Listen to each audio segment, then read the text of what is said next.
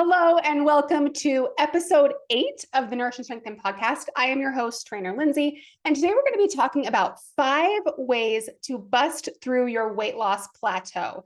So before we jump in, I want to do something that I've seen on other podcasts, and that is where I give you a little insight into how my last 7 days have been. So I really like this, hearing this from other podcasters, because it really helps me get to know them as a person, get to know their life, helps me relate to them a little bit better. So yeah, I wanted to take a couple minutes and kind of just give you guys a little inside scoop into my life, what we're doing here at the Matthews household. So we are just in the middle of summer here, like you guys all are, loving life. It's super hot here, which I love. Our pool cover actually broke 3.5 weeks ago or so, about 3 weeks ago. Our pool cover broke, and luckily it broke open, so we can still get in and use the pool, but it now needs to be replaced, and so it's going to be another 4 weeks that we won't have a pool cover, which is kind of a pain because I'm out there every day like skimming the pool. But I will admit, I love skimming the pool. It's like the only outdoor chore that I actually really love to do and look forward to doing, so that's kind of fun. It's a kind of a pain the pool cover is broken, but it is what it is. So also, for those of you guys who know, my son Caleb is on a 2-year mission for our church in El Salvador, and he gets home in 35 days. I am so excited. Obviously, so excited. It's gone by fast and slow. I mean, overall, I guess it's gone by fast. It feels like just yesterday he left, but can't believe he's almost coming home. So Brinley also moves out the day after that. So he gets home August 17th. She moves out for college August 18th. He's only home for 2 weeks before he goes out to college. And I'm going to have 2 college students. It's pretty wild. We're going to have just 1 kid at home. It's going to be crazy. So anyway, that's just a little last 7 days update for me. Hope you guys are all doing well. Let's go ahead and jump into our topic here. What we're going to be talking about is plateaus, right? Pesky little plateaus that we all hate, but really they're designed for our survival. And I'm going to kind of go into that, why we have plateaus. So we're going to talk about what is a plateau, how to know if you're really at one, or if you just need to work on better consistency. And I'm going to give you 5 specific ways to bust through that sticking point or that plateau. And finally, how to know if you need to call it quits on your current fat loss phase. Okay, so we are talking specifically about a fat loss phase today. Technically, in maintenance, you don't really see plateaus, right? Because your goal is continued maintenance of where you're at, right? And then in surplus muscle building phases, you see plateaus there as well, but it's a little different than in the weight loss game of things, right? So we're going to be talking specifically about weight loss plateaus today. Okay, so what is a plateau?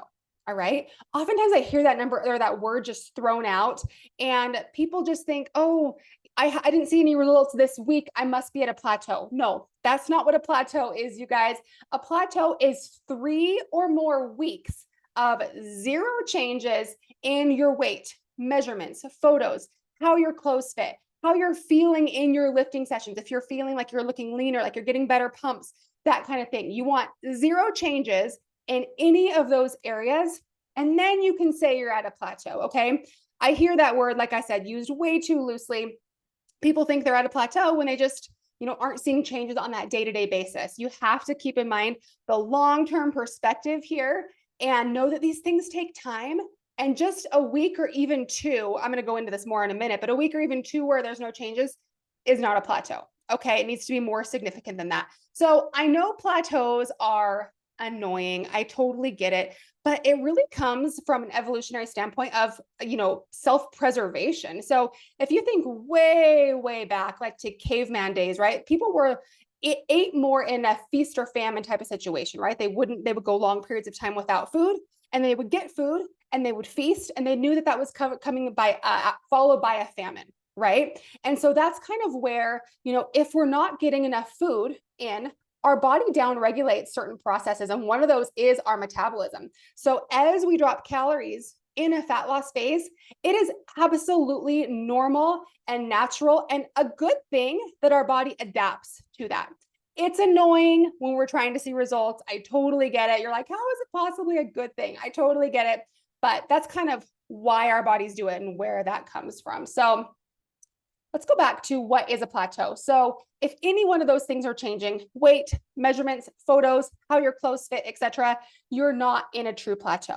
Okay. Your body is still responding. Okay. Also, one more thing to know if you're in a true plateau is that you have to be as compliant as absolutely possible. So notice I didn't say perfect. I did not say you have to be completely perfect with your plan in order to evaluate if you're at a plateau or not, because perfection is not possible. We know it's not possible. But at the same time, if you're kind of like going off track all the time and you're like, well, this is my program, but I only follow it half the time, like you're not at a plateau. You just need to work on better consistency, right? So I guess the next question is, how consistent do you need to be with your programming? So you might be thinking, okay, well, Trainer Lindsay, you say I don't have to be perfect, but I also like can't be too off track. So what is it? What are my expectations, right?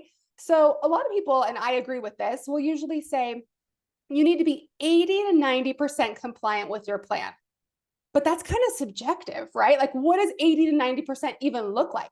Like, for example, one person might think, oh, I'm 80 to 90% on track and my calories are, 100 calories off every single day. They might think, yeah, that's 80 to 90% compliant. And someone else might think, well, I'm probably 80 to 90% compliant because I track and measure and weigh everything, but sometimes I forget to measure like my sauces. Like those are pretty different, right? We're talking, hundreds of calories over for the week, or maybe just 100, right? And so really the magic is in the middle there, okay? You do not have to, nor should you strive to be 100% on track every single day. It's not possible. It's not going to happen. So even expecting that of yourself is kind of setting yourself up for failure. Okay. So in my opinion, what 80 to 90% looks like is possibly being 100% on track, like quote unquote perfect, for maybe 5 days of the week. Okay. Maybe on a sixth day, you have a planned untracked meal or free meal or cheat meal, whatever you want to call it. I like to call it an untracked meal. And maybe another day has some slight mess ups here and there. Okay. So do you see how most days you are 100% on track, but there's a couple days where you're not, okay? So in my opinion, that is 80 to 90%. So if you are finding that you're off track pretty much every day, I would work on being more compliant, okay? More consistent with your current programming, okay? So why do I say 3 weeks? Like, why not 1 week? Why not 4 weeks? Why not 6 weeks? So when we're talking about 1 or 2 weeks, a lot of the changes that might be causing your plateau, or what you might think is a plateau, could be related to your hormones, to your cycle. So it is super common. And I have to remind clients of this all the time, even though we're women, we've been getting our period for a long time, most likely. But, your weight can fluctuate up to 5 pounds, either at the onset of your period during those first few days or the couple days before, or around ovulation time, which is usually mid-cycle, oftentimes around day 13, 14, 15, 16 of your cycle, depending on how long your cycle is. And so, your weight could jump up at either one of those places. I actually used to gain a couple pounds around my cycle or around my period, but now, like a couple years later, it's more around ovulation. So just kind of knowing your own body and knowing how it typically responds is helpful. But watching that, if you're going basically off of those week by week numbers, and it's 1 week, it could be cycle related, it could be sleep related, it could be so many different things. But giving it another week is usually enough time to let things even out. But really, I find that 3 weeks is the key here. Okay. You want to be really careful not to lower calories or just freak out and think that your program's not working too soon. Okay. So what's the danger? Like, you might be thinking like, well, why can't I drop my calories too soon? Like, what's the problem there? So kind of like I was talking about just a minute ago, with our bodies being super adaptable, which again is a good thing, but it can be annoying. I totally get it. And our metabolisms will slow down over time to meet the calorie intake that you're giving it, right? So that's why it's so important to make small decreases in your calorie intake over time and not huge ones, because no matter what you do, your body will adjust. Okay. And so smaller adjustments, smaller calorie drops actually allow you to keep that fat loss phase going longer. So if you drop calories super quick, your body's going to adjust and you're kind of going to make yourself stuck. Like you can't just keep dropping calories forever. You can't keep dropping them lower and lower and lower, right? So the smaller the adjustments you make and the less often you make them will elongate the amount of time that you can spend working on your fat loss goals before you get yourself completely stuck. Does that make sense? So, all right. How do you know if you've really hit a plateau? So I'm going to give you 6 questions. Okay, you ready for this? And I want you to answer these to yourself and I want you to answer them completely honestly. Okay, there's no judgment here. You're just asking them to yourself. No judgment. Be completely honest. Okay, so question number 1, how do you know if you're at a plateau? Am I following my nutrition program? And exercise program too, but mainly nutrition with 80 to 90% accuracy. Now, again, what we talked about, what does that look like in the day-to-day life? It looks like hitting your nutrition program 100% most days of the week, not half, most, okay? Question number 2, am I hitting my step target?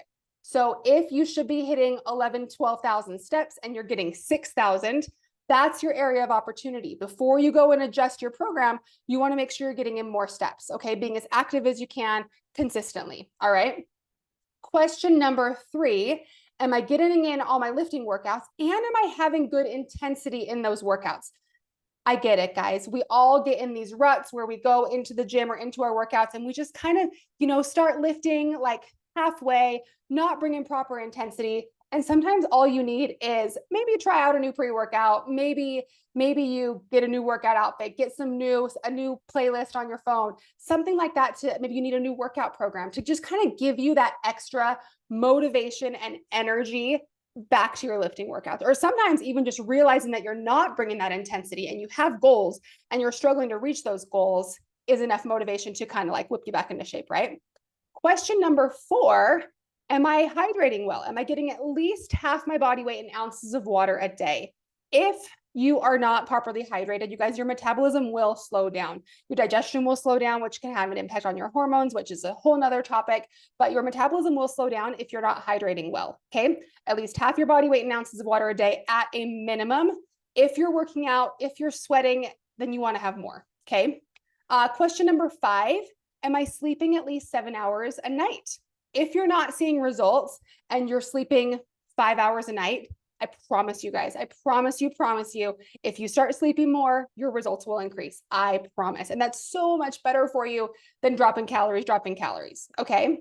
Question number 6, am I effectively managing my lifestyle stress? Okay, this is a tough one because oftentimes you might think, oh, I'm not stressed, I'm good. But when you really sit down and think about it, you think, I've got all this stuff going on. Actually, my life is pretty crazy right now. Maybe it's not the best time for me to pile on more stress by putting myself in a calorie deficit and trying to lose weight right now. Okay, so those are your 6 questions. If you can honestly answer yes to all 6 of those questions, then you are likely at a plateau. Okay, now again, this is not a big deal. Not a big deal at all. I don't want you to freak out and be like, oh my gosh, the world is ending. I'm going to give you some ideas of what to do. Okay. So what I want you guys to do is try one of these 5 things. Number 1, drop calories by 100 from either carbs or fats. As a general rule, you don't want to touch protein. Again, I'm speaking in generalities here. If you are working with a coach from my team and we do adjust protein, there is a reason for it. Okay. But in general, if your protein's in a good place, you want to keep that stable. Okay, so you're gonna drop 100 calories. It can come from either carbs or fats. It doesn't really matter. For most people, it doesn't matter. There may be certain medical situations, if you have high blood sugar, high insulin, where you might want to focus on dropping from carbs first. Other situations where you might want to drop from fats first. But in general, drop 100 calories. If that's the route you go, I would not do anything else. I would just drop those calories, give it 3 more weeks and reevaluate. Okay. If you don't want to do that, totally fine. Another option is to adjust your calorie expenditure instead of adjusting your calorie intake. And that is by adding some cardio. Okay. Either in the form of cardio sessions or steps in a day. Okay. I love to do steps in a day, but if you're more of a cardio session kind of person, you can add a 30-minute cardio session or add 2 20-minute cardio sessions, or try adding 1,000 to 2,000 steps a day. Okay, so you can see both of those options, numbers 1 and 2, are related to increasing your calorie deficit. Okay, the first one comes at it from the side of decreasing your intake, and the other one comes at it from the angle of increasing your expenditure. But either way, both of those are increasing that deficit. Does that make sense? Okay. Another option, now these ones are going to go against what you think, okay? Another option is kind of the opposite, but it's to add in 2 refeed days. Okay, so what is a refeed day? Refeed days are days with higher calories, mainly from carbs. So you're going to add about 150 to 200 calories of carbs, and you're going to drop fats down to kind of the lowest level that is healthy, in my opinion, which is like 40 to 45 grams. I rarely ever recommend dropping fats below that. Okay. So you're increasing carbs, dropping fats down, keeping protein the same. This will net an increase in calories. Okay. This is going to help reset leptin levels. It's going to help you mentally really just give you a break. Our mindset affects our results so much. Like you guys listened last week with Abby about how much our mindset affects our results. Okay. So if we are just in this negative grind, and sometimes we give ourselves just 2 days of more food coming from carbs, more rest, that kind of thing, it can be a game changer. Okay. So it's just 2 days, do it over a weekend. Oftentimes that can get you through that plateau. Okay. Then you'll just go back to your typical programming right afterwards. Another option is a longer diet break. Okay. So you're going to do the same thing. You're going to bump up calories a bit, mainly from carbs, but you're going to do it for about 1 to 2 weeks. Okay. Now, this can really mess with your mind, right? If your goal is fat loss and you were seeing results and you hit this plateau and you're like, no, I don't want to increase calories. It's going to take me the opposite direction of where I'm trying to go. You really need to see this as not a break from reaching your goals, but just looking at it as another step on the road towards reaching those goals. Okay. So I love to time diet breaks around vacations or just around busy times of your life when you know you're going to have a hard time being consistent to that deficit. Perfect time to do it.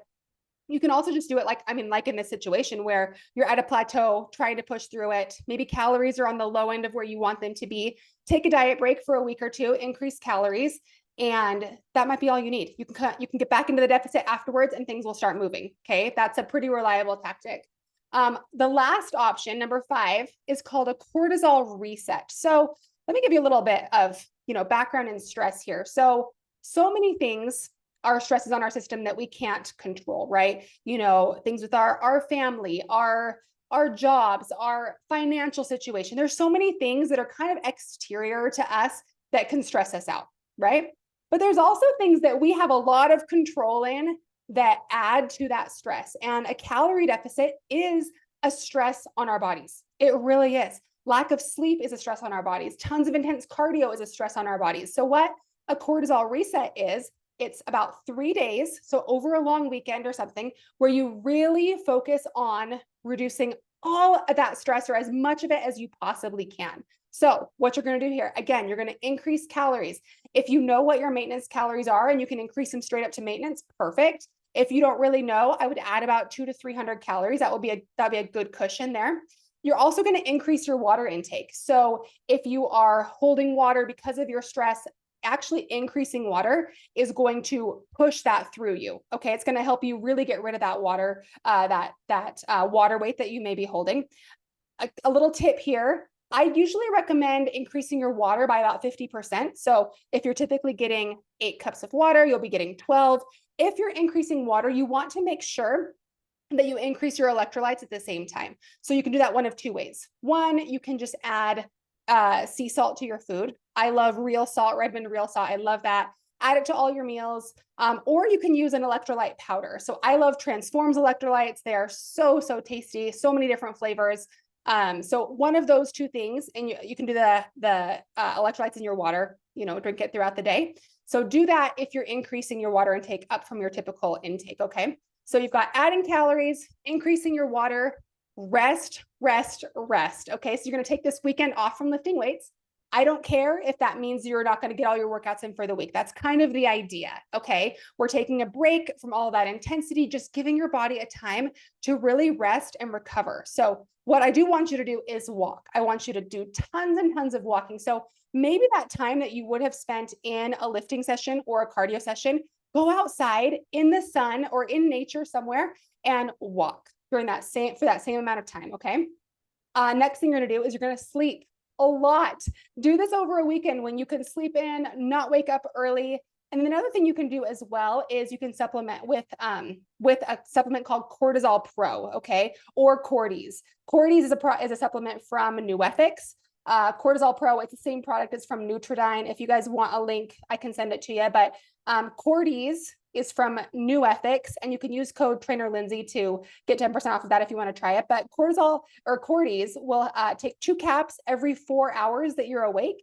And that's really going to help. It's got adaptogens in it that will really help lower those stress levels. And you're just doing this for 3 days. Okay. Increasing food, drinking more water, sleeping as much as you possibly can, doing lots of walking, taking some time off your lifting workouts.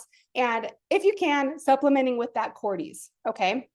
That is a cortisol reset. And that works wonders for pushing people through plateaus. Okay. So if you're doing one of those things where you're adding calories, then the idea is afterwards, you go back to the same programming that you were doing before. Okay. So you might be more confused than ever because you might have noticed that some of those things seem completely opposite from each other, right?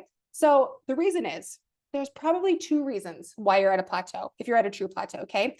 One reason might be that you're not pushing hard enough. Okay. Your body is adapted and you need to push a little bit harder, which is why we talked about either adding more cardio or cutting your calories a little bit, right? The other reason is you might have been pushing too hard for too long and your body might be screaming for some recovery. Okay. If you're pushing too hard for too long, you may have excess inflammation, water weight built up from the stress. You might be noticing digestion issues from that stress. And so oftentimes taking those rests, either from a diet break, a refeed day, a cortisol reset, is all you need to kind of get your body, okay, I'm feeling recovered. Thank you. Thank you for taking care of me. I'm ready to go again. Okay. It's really hard for me to tell you on this podcast which camp you're in, whether you aren't pushing hard enough or whether you are pushing too hard. Okay. That's something that we really do in coaching is, we watch the client, we watch their biofeedback, we, monitor that, and we build in these diet breaks and refeeds and things like that as the client needs it. So it's really hard for me to know which one you should do without knowing more about your situation. Okay.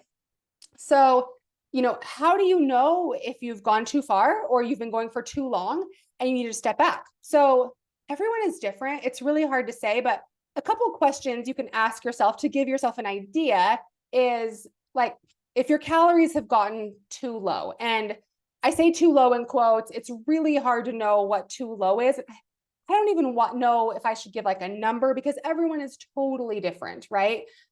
So you'll feel like your calories are too low if you're hungry all the time and it's affecting like your life, your ability to work effectively. If it's affecting your sleep, you can't concentrate, energy is super low.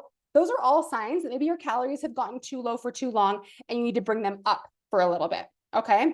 If your biofeedback really starts changing negatively. So what does that mean? That's if, like I said, you're not sleeping very well, you are more constipated, more bloated, your digestion has drastically changed.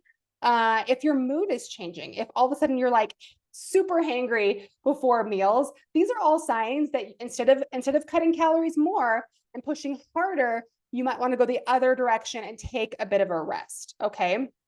Another thing, if you've been in a fat loss phase for more than 4 to 6 months, so let's say if you're like 6 weeks in, chances are you can push a little bit harder for a little bit longer. But if you're like 4 months, 5 months, 6 months, 7 months in, and you're at this plateau and it's really hard to push through, maybe you've done a couple of these things and you're still not seeing results, you can't just say like, oh, I'm going to be more consistent. I'm going to go longer. You might want to consider taking a little bit of a break, reversing calories back up to maintenance, and just sit at maintenance for a little bit. It's totally okay. Maintenance is actually the best thing ever. I've been in maintenance for about 2 years. It's incredible.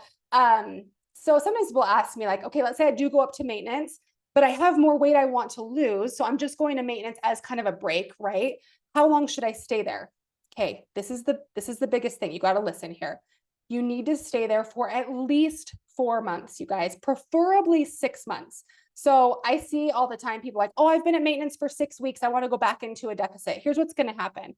If you go back into a deficit too soon, the same problems you had in your diet phase before are going to come right back. So if you think, what were you struggling with before in your diet phase? Maybe you were struggling with, maybe it was a mindset and a lack of consistency thing. You were just burned out. Maybe it was super high hunger levels. Maybe it was just your mood, you were super angry and like kind of like edge on edge all the time, lack of patience.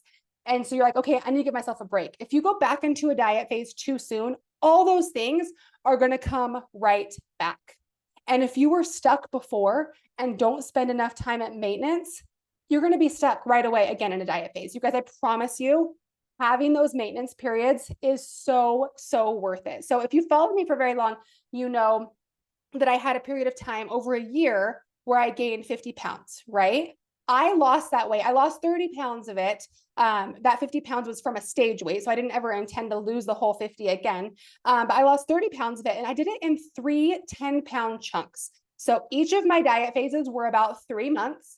I lost about 10 pounds in each of those. And then I moved to maintenance for 6 months. Okay. Not saying everyone has to do that. That's just how I chose to do it. But I do believe that that's why I've been so successful at keeping it off long term, is because I did it slowly and I did it in chunks. And that maintenance period also serves as a time to, I have no scientific reasoning behind this, but it also kind of just cements that weight loss. It gives your body time to be like, okay, this is my new set point. This is where I feel good. I feel comfortable. You stay there for a while, you maintain there, and then you go into another weight loss phase. Does that make sense? So those are my ideas for you guys today. So what we talked about what is a plateau, how to know if you're really at one. I gave you guys questions to ask yourself to know if you're truly at a plateau. And I also gave you 5 specific strategies to bust you through that sticking point or that weight loss plateau. And guys, I always have to tell you, if you're managing this on your own, you don't have to.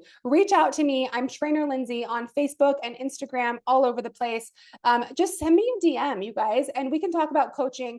We get people through their plateaus. We do. All of our clients, I mean, I would say some, but pretty much all of our clients come to us feeling stuck and like nothing is working, and we get things to work. We do. Okay. So reach out to me. We'll talk about coaching, see if that's a good fit for you. But I hope you guys enjoyed this episode. I'm loving doing this podcast for you. If so, I would still love it if you guys left me a review, shared the episode on your stories. I'd love to see who's watching. And I will talk to you guys next week. Have a good week.